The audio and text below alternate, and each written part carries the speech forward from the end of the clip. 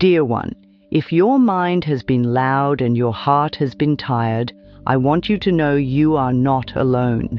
There are seasons in life when thoughts seem to crowd in like busy birds at dawn, all chirping at once, all demanding your attention. And if you've been feeling overwhelmed by what your mind keeps repeating, I want you to take a slow breath with me right now. Just one gentle breath and another. I've learned something beautiful over the years. You are not your thoughts. You are the one who notices them. You are the loving presence underneath them. And even if it doesn't feel that way today, even if the worry feels convincing or the self-criticism feels familiar, there is a place inside you that is calm and wise. We are going to visit that place together. Some days you wake up and you're already behind on sleep, behind on peace, behind on being the person you think you should be. Your mind begins listing everything that could go wrong, everything you didn't do perfectly, everything you should have said differently, and your body responds. Your shoulders tighten, your stomach clenches, your breath shortens.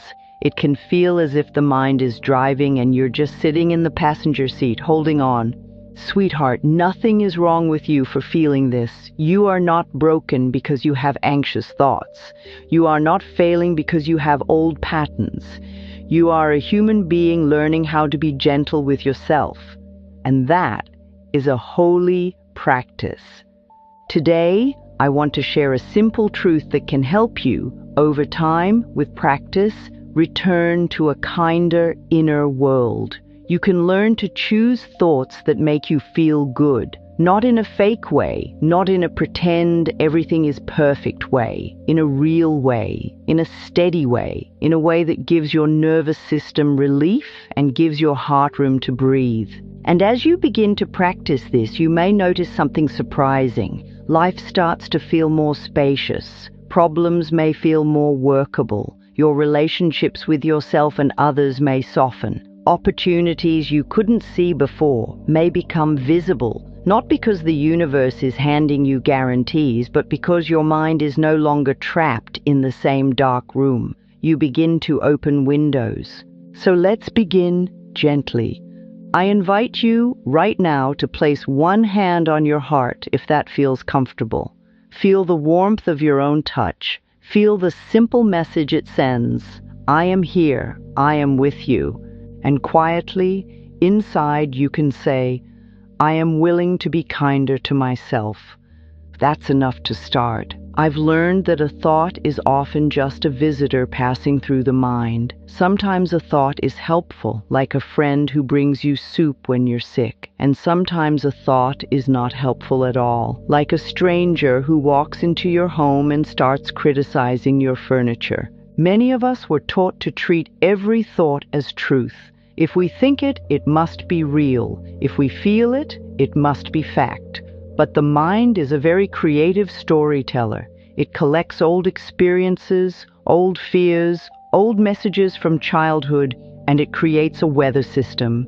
And those clouds can feel so real.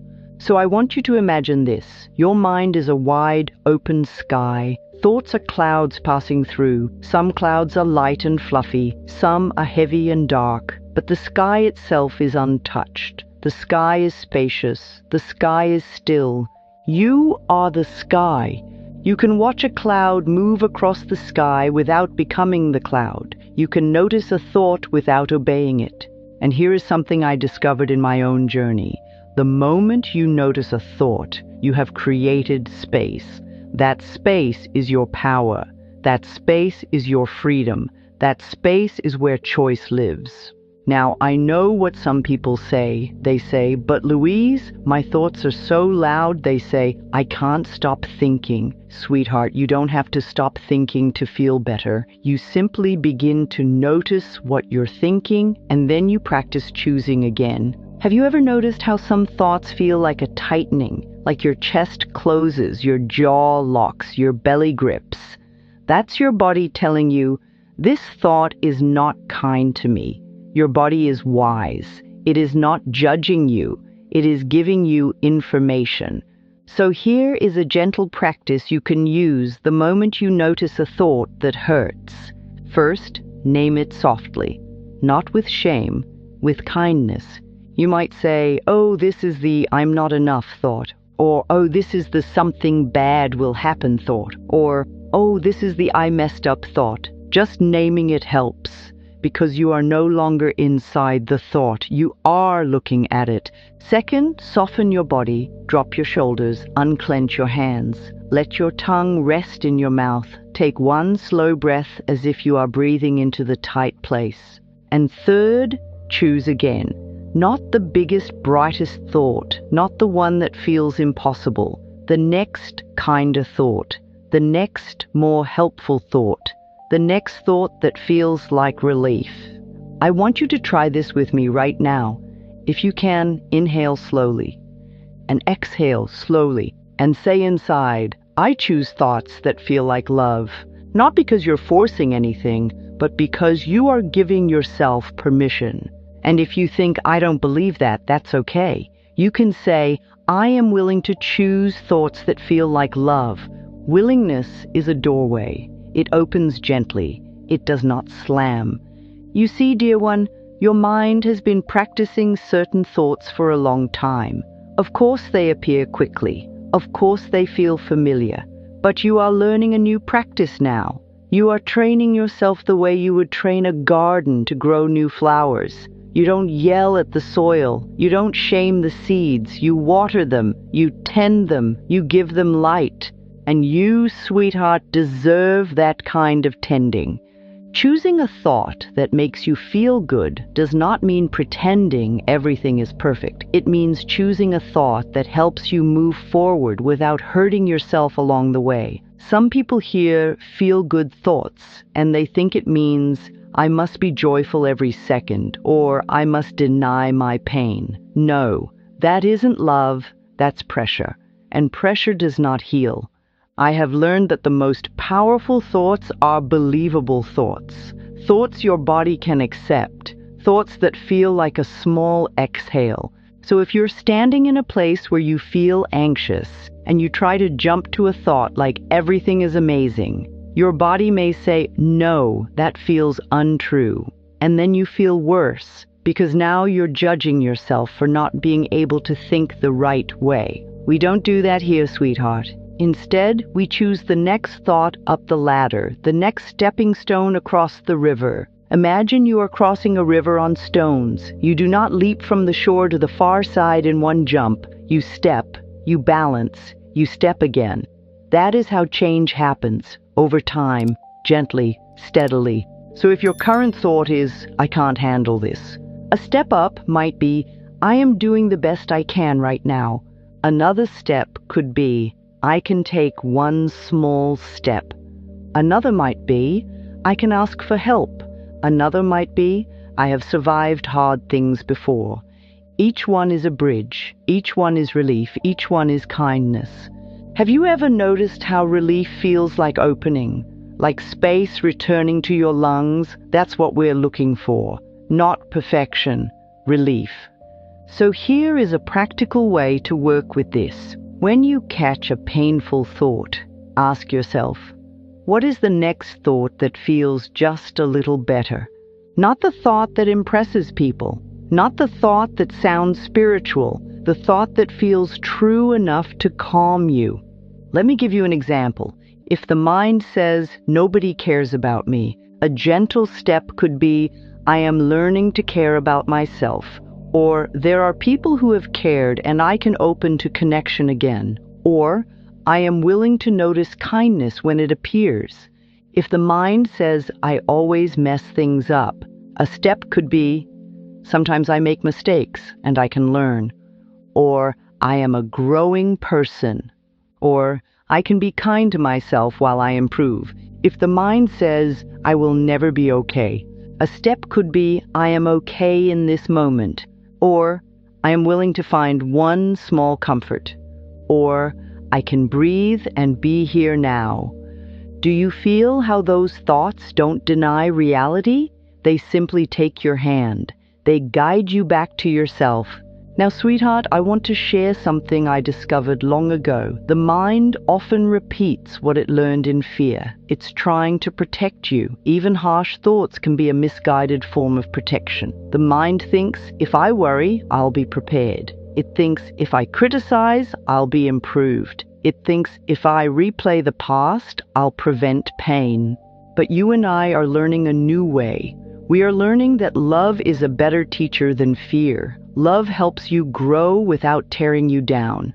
So right now you can say gently, thank you, mind. I know you're trying to protect me, and I choose a kinder thought now. And again, softly, I choose thoughts that feel like love. Let that be your stepping stone today. There is a gentle sign your body gives you when you're thinking something that helps you.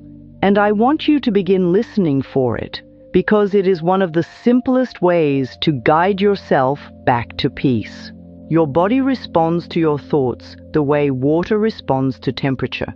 If the thought is harsh, the body tightens. If the thought is kind, the body softens. This does not mean you control everything. It means you have a relationship with your inner environment. So here is a question you can ask yourself anytime. Is this thought kind? And another question, is this thought useful? Sometimes a thought may be true in a factual way, but not useful in a healing way. For example, you might think, I made a mistake. That can be true. But if you add, and I'm terrible and I should be punished forever, that is not useful. That is not kind. We can tell the truth with love. You might say, I made a mistake and I can learn. That is a thought that makes you feel better, not because it erases the mistake, but because it opens a door. Now, dear one, many of us were taught that suffering equals sincerity, that if we are hard on ourselves, we are responsible, that if we worry enough, we care enough, but worry is not love. Harshness is not discipline. Pain is not proof of goodness. Love is the energy that supports you. And here is a simple practice I want you to try, especially when the mind is racing. Pause. Just pause for 2 seconds. Breathe in, breathe out, and ask, what thought would bring me relief right now? Relief might sound like, I don't have to solve everything today. Relief might sound like, I can take this one step at a time. Relief might sound like, I am safe in this moment. Relief might sound like, it's okay to be learning. Then, once you find the relief thought, let it land in your body. Don't just say it like a slogan. Feel it. Repeat it slowly, as if you are pouring warm tea into a cup. I don't have to solve everything today. I don't have to solve everything today. I don't have to solve everything today. And then notice, does your jaw loosen? Do your shoulders drop? Does your breath deepen even slightly? That slight softening is your confirmation. You see, sweetheart, peace often arrives in small moments. It does not always come like a parade. Sometimes it comes like a candle in a dark room, one small light that changes everything. And this is how you build a new habit, not by fighting the mind, by feeding the mind, by offering it new nourishment. I discovered that when I was learning to be kinder to myself, my mind would argue. It would say, this isn't true. And I would say, I'm not asking you to believe it fully. I'm asking you to practice it. Practice is love in motion. So when the mind protests, you can say, I am willing to think a better feeling thought. Willingness again, the gentle doorway. And you can return to your anchor. I choose thoughts that feel like love. Let it be soft. Let it be steady. Let it be yours. Imagine speaking to yourself the way you would speak to a small child who is learning to walk. Would you say, you're ridiculous, you'll never get it right? Of course not. You would say, come here, sweetheart. Try again. I'm right here.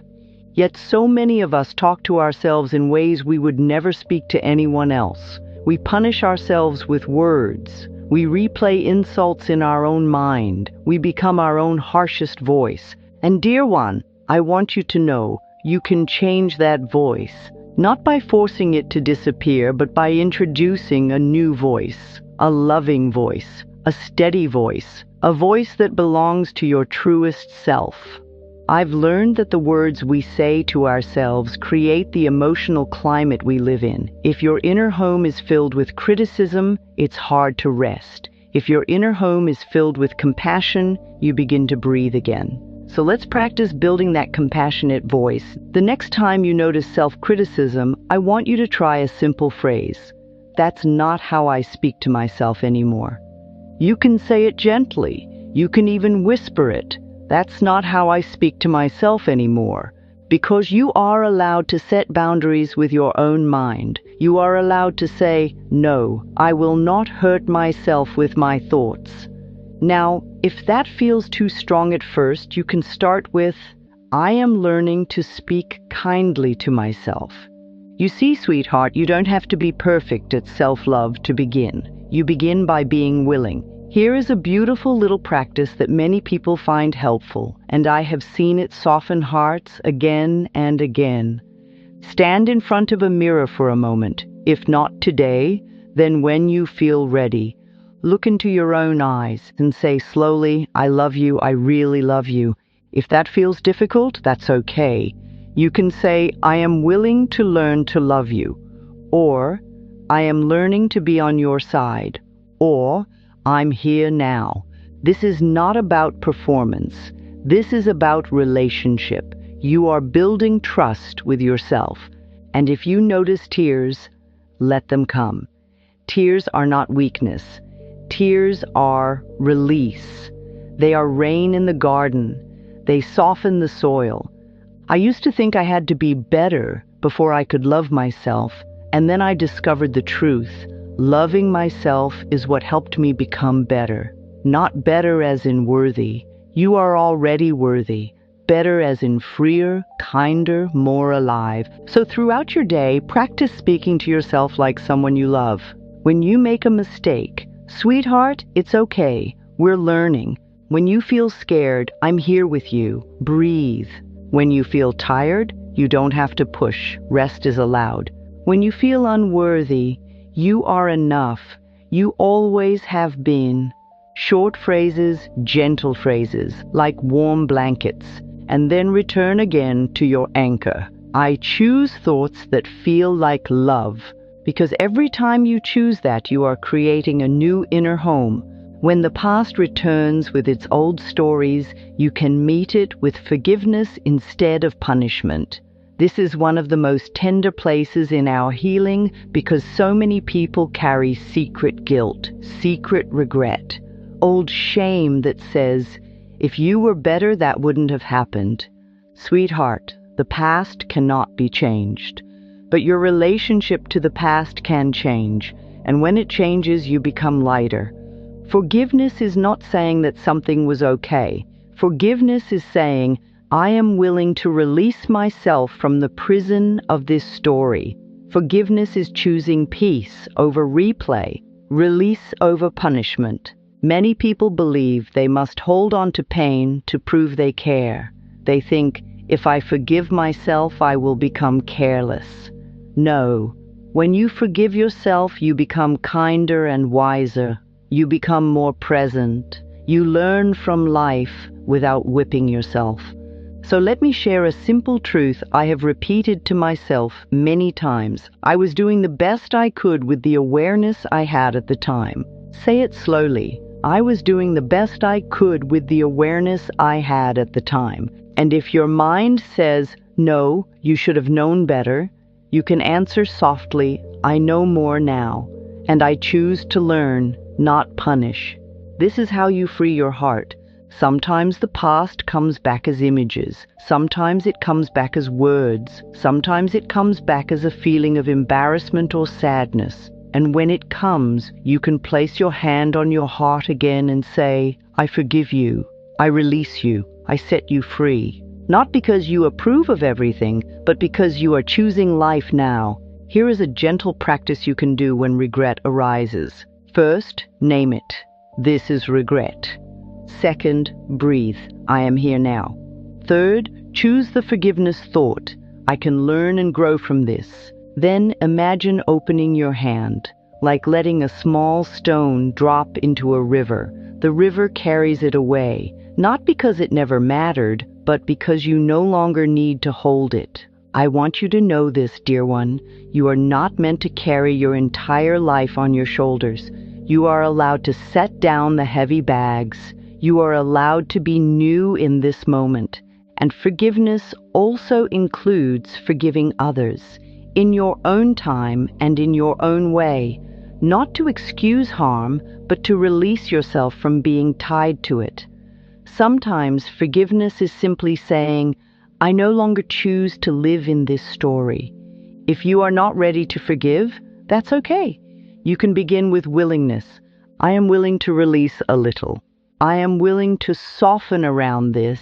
I am willing to be gentle with my heart. Even that is healing. And as you practice, you may discover you wake up with more room inside you, more breath, more softness, more peace. So again, come back to your anchor. I choose thoughts that feel like love, because love does not keep you chained to yesterday. Love invites you into today. When the future tries to frighten you, come back to this moment, because this moment is where your power lives. Anxiety often comes from trying to live in a time that hasn't arrived. The mind runs ahead and creates a movie of what could happen, and the body responds as if it is happening now. Sweetheart, your mind may have been trained to do this.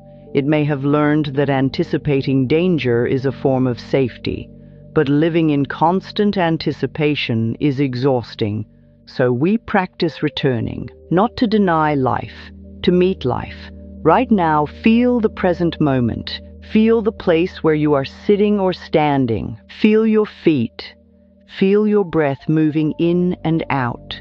This moment is real. This moment is here. And in this moment, you can choose. Here is a simple grounding practice you can use anytime you feel the future shouting.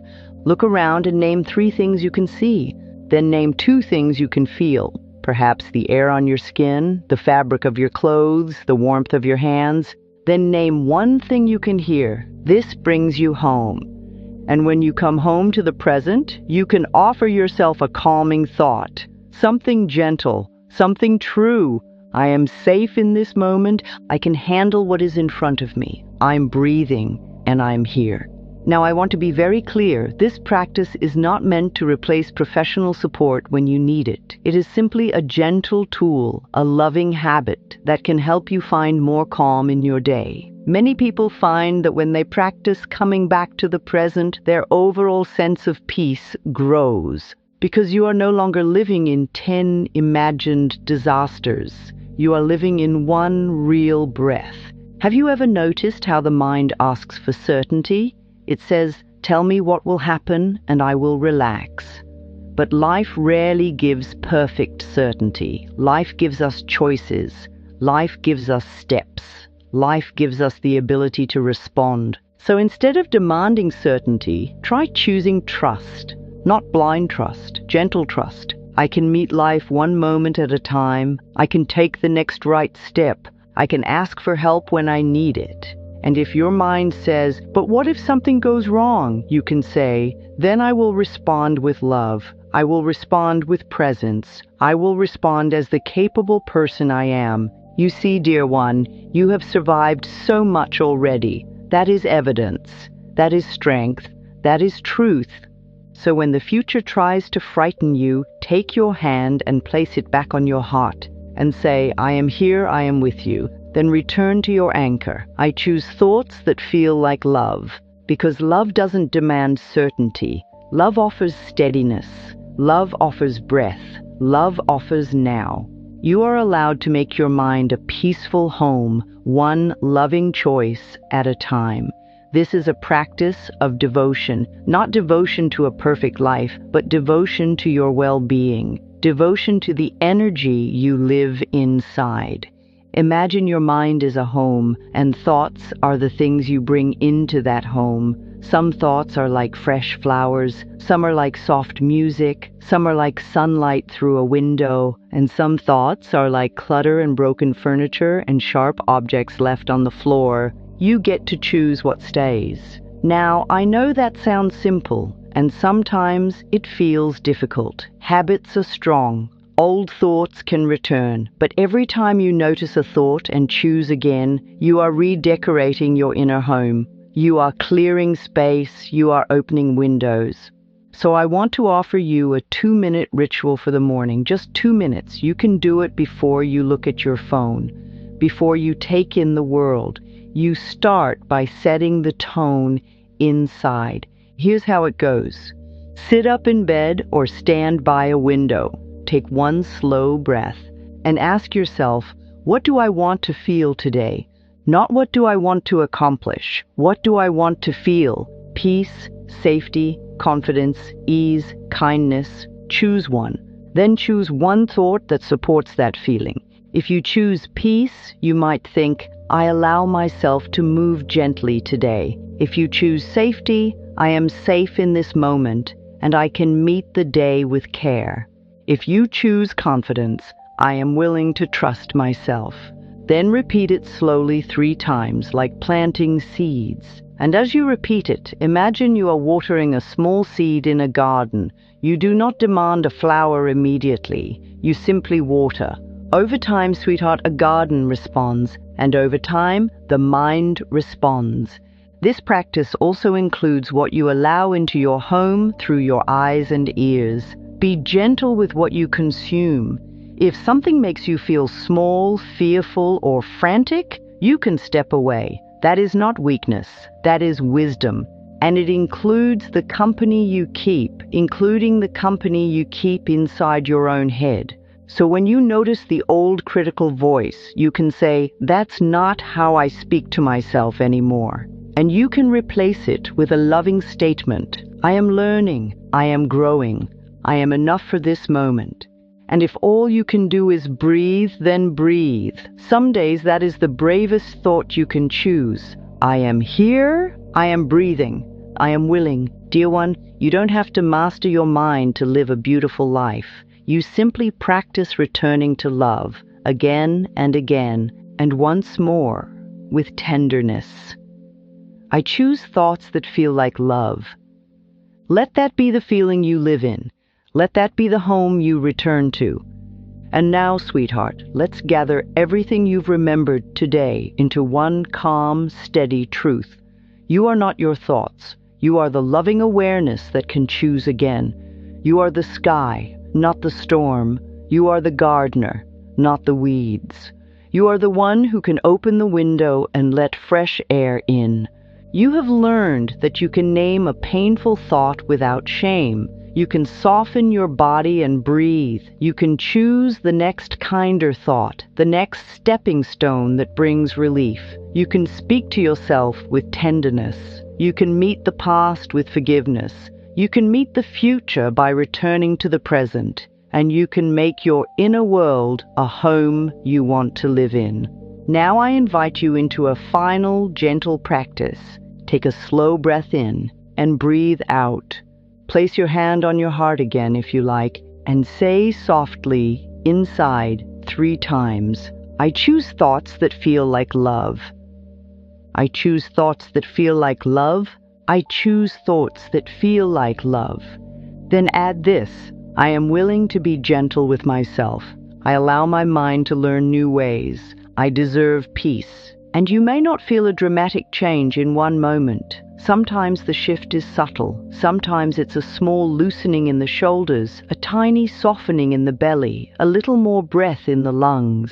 But those small signs matter. They are evidence that you are coming home to yourself. Remember, dear one, this is a practice, and every practice grows with kindness. So as you go back into your day, let yourself start small. One thought at a time, one breath at a time, one choice at a time. If you forget, you can begin again. If you fall into old patterns, you can begin again. If you feel discouraged, you can begin again. Because love is patient, love is steady, love does not give up on you. And I will leave you with this, sweetheart. You are worthy of feeling good. You are worthy of peace. You are worthy of a mind that supports you. And with gentle practice, you may discover that peace becomes less of a visitor and more of a familiar friend. I send you love. I send you light. And I remind you, always, your heart knows the way.